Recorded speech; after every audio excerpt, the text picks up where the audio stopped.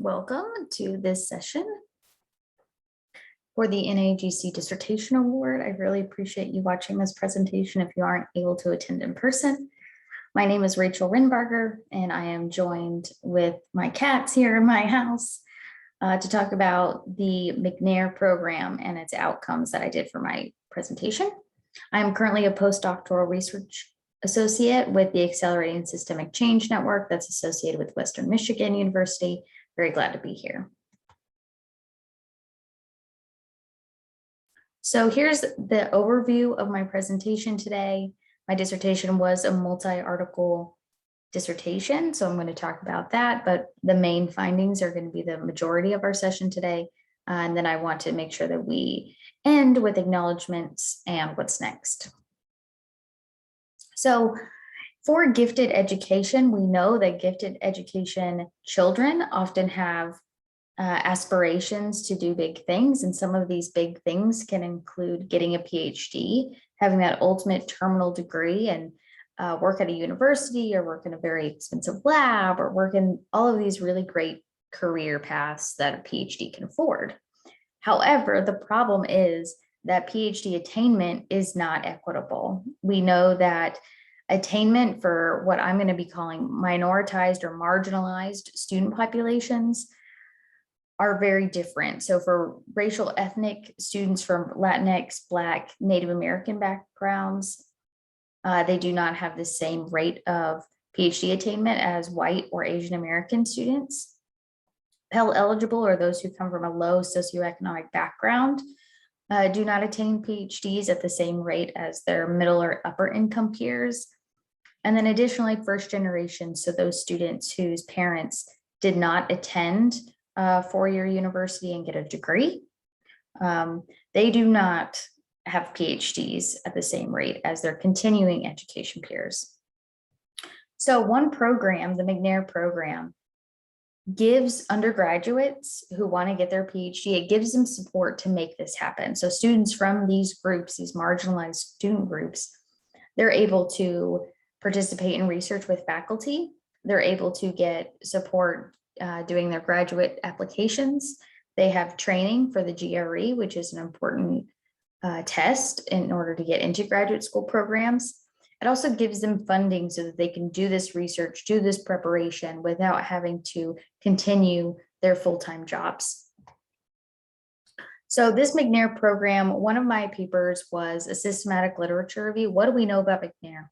Does it work? What are people saying about it? Unfortunately, there wasn't a lot on the program, and the things that were often done either by the federal government itself, by program administrators, and so they have a vested interest in making positive results. Additionally, a lot of it was, this program is from the 80s. It was started in 1986. So a lot of the information was from the 90s, from the early 2000s, which may or may not apply to our time now. But something that I did find was that every single study, I'm not joking you, every single one promoted the positive outcomes of the program. There was only one study that said anything negative, in fact. So that seemed to suggest that the McNair program was good and that we should continue investigating it. We should continue promoting what works, right? To make sure that these students can get that ultimate PhD. And so for my second article, what I wanted to do is figure out how it works, for whom it works, because a lot of this literature, it looked at graduate degree enrollment. Do they enter graduate school? But it didn't look at, do they get their PhD and what helps them get their PhD? So that's what I wanted to do. The ones that did look at those very important indicators were limited to certain fields or limited to STEM. And we know that graduate education is different by field, but we also know that marginalized student populations are in every single field. So we wanted to have some recommendations across the board. And then using a graduate student theoretical framework from that systematic review, found that many papers didn't even have a theoretical framework. Some that did included things like stereotype threat, which could apply to graduate students, but they could also apply to undergraduates, the business world. And the article that I wanted to do was looking at graduate student and doctoral students specifically, their attainment using a graduate student lens. We know generally what supports them and what are the challenges. And so why do we use that, given it's a more informative for this specific group?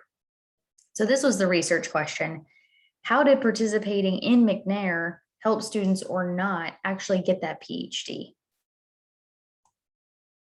This is the framework that I was talking about. This is Gardner's model of graduate student development from 2009. And so you can see that there are 3 general phases of doctoral attainment. So the first phase is getting into graduate school, getting acclimated to your environment, moving to that new city if you're moving. The middle is the coursework. You're really digging into the materials, you're learning how to be a researcher. The final one is once you've reached candidacy. So you've done all of your coursework, you've done all of your exams, now you just need to do that dissertation. And so each one of these has distinct challenges and supports. So things that apply in phase 1 are probably not going to be the same in phase 3 because you're doing different activities. You've already understood certain things and you're dealing with different things. And so if the challenges in any of these phases are bigger than the supports, then these students are more than likely to leave. And so that's a problem in graduate student research that we know, is that many can enroll in graduate school, but where might they fall out and why might they fall out and what keeps them in? So that keep them in piece is really what I wanted to look at specifically. So to do this, I looked at one McNair program, specifically a top 10 program. So the Department of Education features McNair information on their website. And so you can understand how many programs at which institutions, how many students they have, how much funding they receive, things like this. And in a different paper that I did, I was looking across all of these institutions and I noticed there are a few that perform very, very well in terms of graduate enrollment. And so I wanted to pick one of those and see if this one's doing it right, what are they doing right? And so this was a top 10 McNair program, and I did an embedded case study. So what that means is in this picture on the right, you can see that embedded within this case of one McNair program, there are multiple students. So here you can see that I have many different alumni from this one program who ended up getting their PhD. And that's what I wanted to study. For data and collection, I asked them to provide many things to me. Not only did we do interviews for an hour the first time, for about an hour the second time, sometimes I even did a third interview. I also collected their CVs to understand their trajectories and different challenges and supports they might have put on their CV. I also asked them to fill out a questionnaire about their experiences in McNair, different activities they participated in. And then I also triangulated this with the program director. So the program director at this program works with all of these students one-on-one. It's very intensive, this relationship. And so I asked her questions about each of these students and their success in the program and since, because program directors are required to keep track of students. And so she would know how these students have progressed. I'll talk a little bit about my analysis, but it was looking at each case individually before looking at them on the whole. And then something I do want to mention before I go to a picture of the data is reflexivity. So I was a McNair scholar. I'm a first generation student. I had Pell Grants. I'm from a low income rural household, very proud of that fact. I love McNair and what it was able to do for me. It's the reason I got a PhD. But I had to notice that. I had to recognize this and put this at the door, right? And continually reflect, what am I missing? What is not confirming these sorts of biases? But I'm also white, I'm very white. And my experiences are not going to be the same as Black, Latinx, Native students. So I wanted to continually reflect on that. So for the rigorous part, I made sure that all of this was in vivo so that I could have an audit trail. That's very important. All of these were transcribed, and so I coded not only within Gardner's model, but I noticed that there were distinct differences that didn't fit within the model, which I'll talk a little bit about later. Every single person said that they wouldn't have gotten a PhD without McNair. So again, more information, more evidence to suggest that this program works to help marginalized students succeed within graduate school. Something that was surprising, it helped them before, during, and after their PhD. It wasn't just the time they were in the program. It wasn't just when they were in their PhDs and thinking about their research skills or their connections with faculty. I talked to them after they received their PhDs and were postdocs, they were researchers in the field, they were faculty members, and they still think back to McNair as being influential for them and their success in the current day. There were 4 main areas in which they felt like McNair was very successful. Academic, so being able to do that research, like I mentioned, that GRE support. Financial, being able to have that support so they didn't have to have a job. McNair also gives students a graduate application waiver. So graduate applications can be, $100, and that could be a big expense for students from this group. So that was a financial benefit. But during their PhD, being a McNair scholar helped them get fellowships so that they didn't have burden financially in graduate school. And then 2 distinctions were found: social, so their mentorship between their faculty, but also with the McNair staff, their directors, assistant directors. Those people were very important in helping them get their PhD, even when they weren't in the program anymore. And then the McNair cohorts, so there are around 25 students per year in McNair. Having these 25 or maybe even 3 or 4 people that you connect with in the program helped you during graduate school as well. But this changes depending on which phase you're in. I did want to provide some quotes, so I'm going to read this.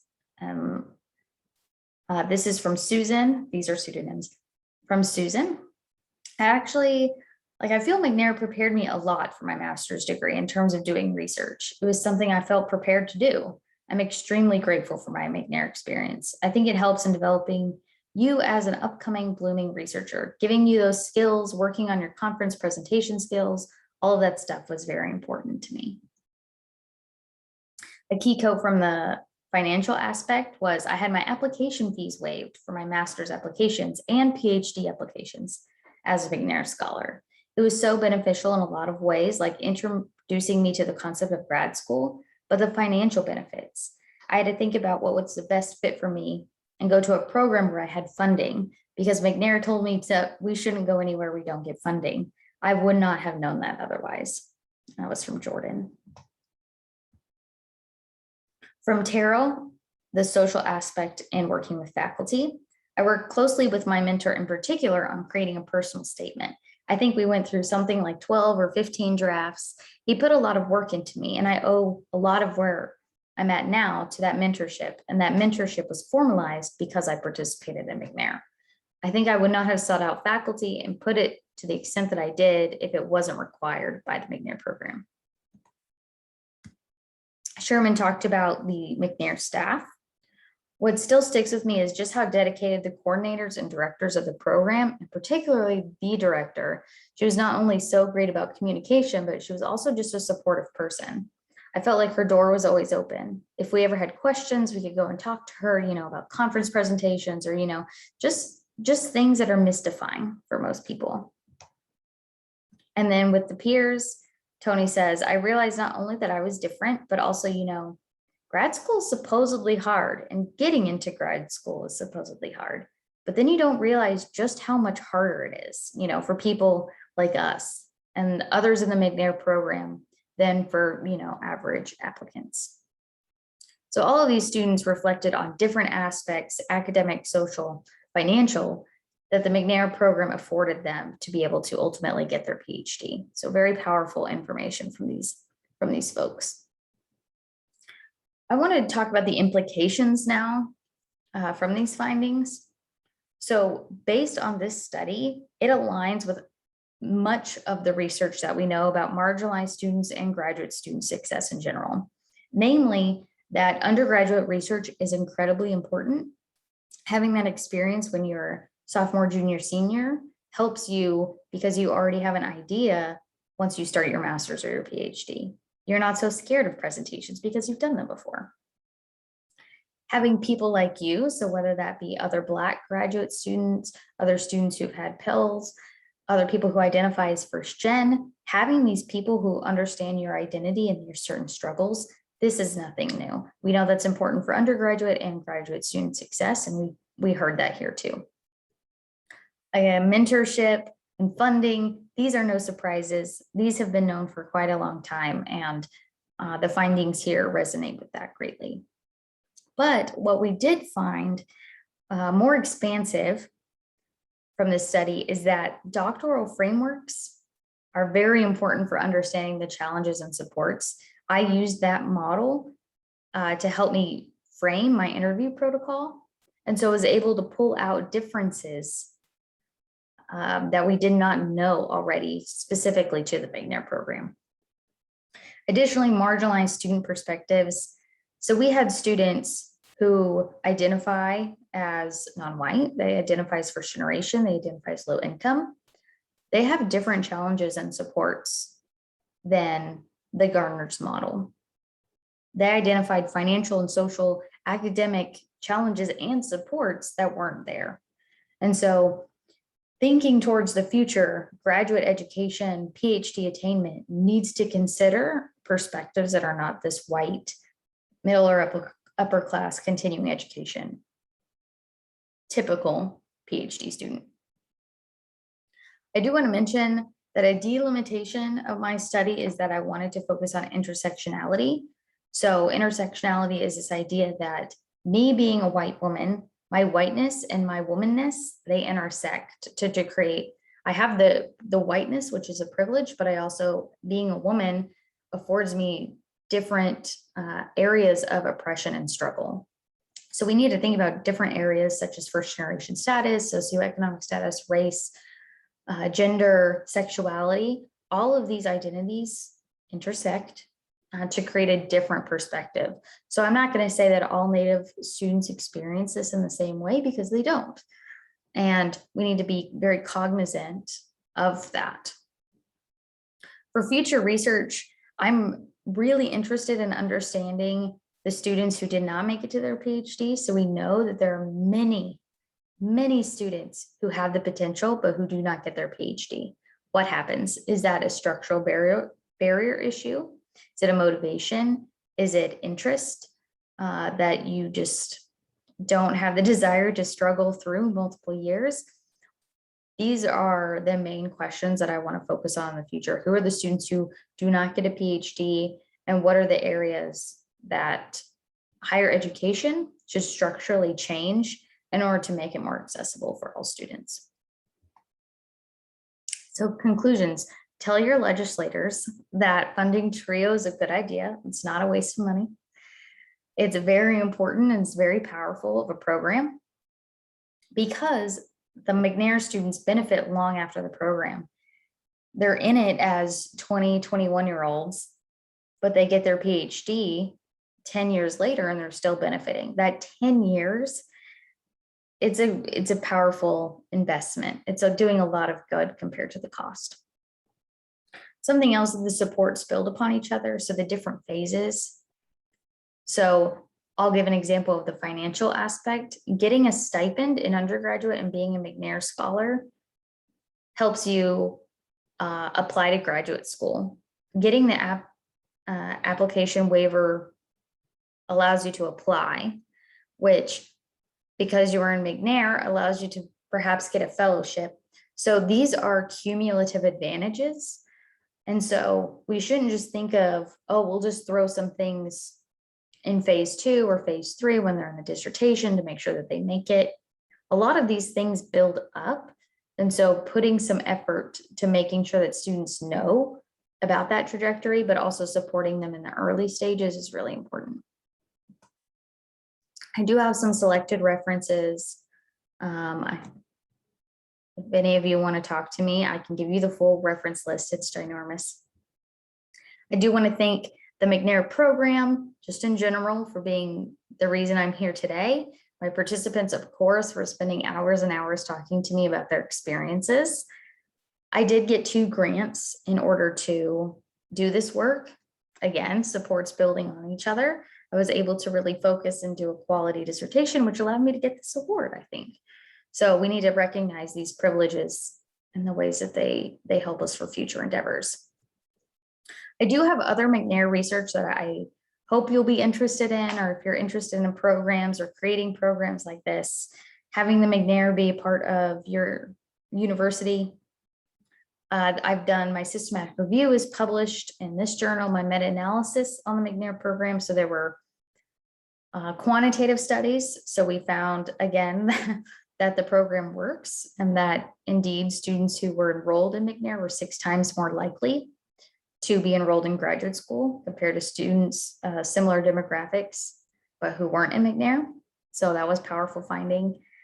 We also just published a multi-level model about differences between programs in terms of funding and enrollment, and differences between students who were not able to get their bachelor's degree in time compared to those who were, so differences between the program there.